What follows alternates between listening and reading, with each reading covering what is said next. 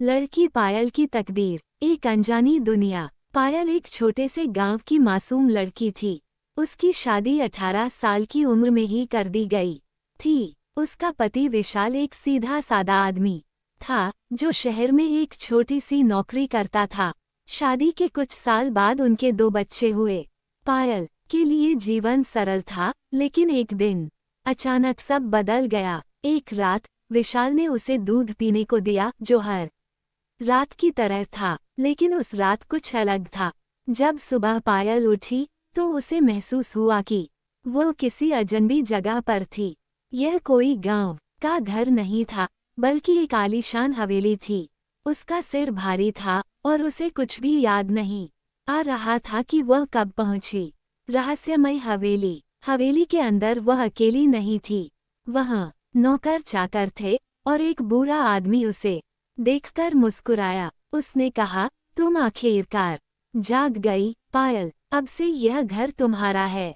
पायल चौंक गई, कौन हो आप और मैं यहाँ कैसे आए? बूढ़े आदमी ने ठंडी सांस ली और कहा, मैं तुम्हारे पति का मालिक हूँ। वह अब इस दुनिया में नहीं है। उसने मुझसे कुछ वादा किया था और अब तुम मेरी जिम्मेदारी हो। पायल की आंखों में आंसू आ गए। उसे विश्वास नहीं रहा कि विशाल अब नहीं छुपे हुए राज। धीरे धीरे पायल को एहसास हुआ कि यह हवेली जितनी सुंदर थी उतनी ही डरावनी भी।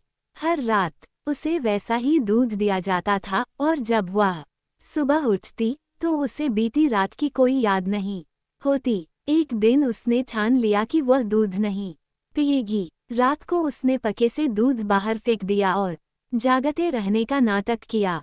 आधी रात को उसने देखा कि हवेली का बूढ़ा मालिक उसके कमरे में आया और उसकी ओर बढ़ने लगा।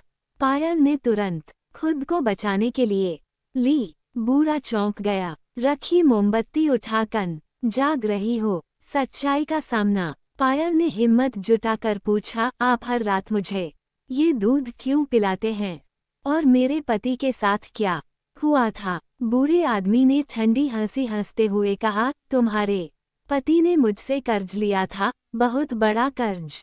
वह चुका नहीं पाया, इसलिए उसने एक सौदा किया तुम्हें मेरे हवाले करने का। लेकिन उसे इस सौदे का पछतावा हुआ और उसने खुदकुशी कर ली।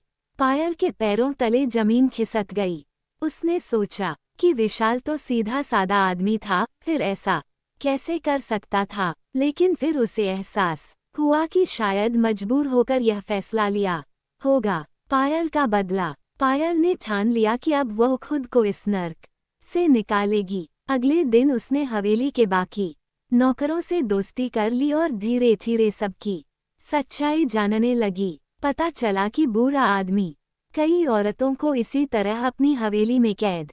एक दिन मौका पाकर पायल ने पुलिस को खबर कर दी। पुलिस आई और हवेली से कई औरतों को आजाद करवाया। बूढ़ा को गिरफ्तार कर लिया गया। एक नई जिंदगी। पायल ने अपने बच्चों के साथ एक नई जिंदगी शुरू की। उसने खुद को शिक्षित किया, काम करना शुरू किया और अपने बच्चों को अच्छी परवरिश दी। वह जानती थी कि जीवन कठिन था, लेकिन उसने अपनी ताकत और हिम्मत से खुद को साबित किया। अब पायल सिर्फ एक आम गांव की लड़की नहीं थी, बल्कि एक ऐसी औरत थी जिसने अपने डर पर विजय पाई और अपने भाग्य को खुद गढ़ा।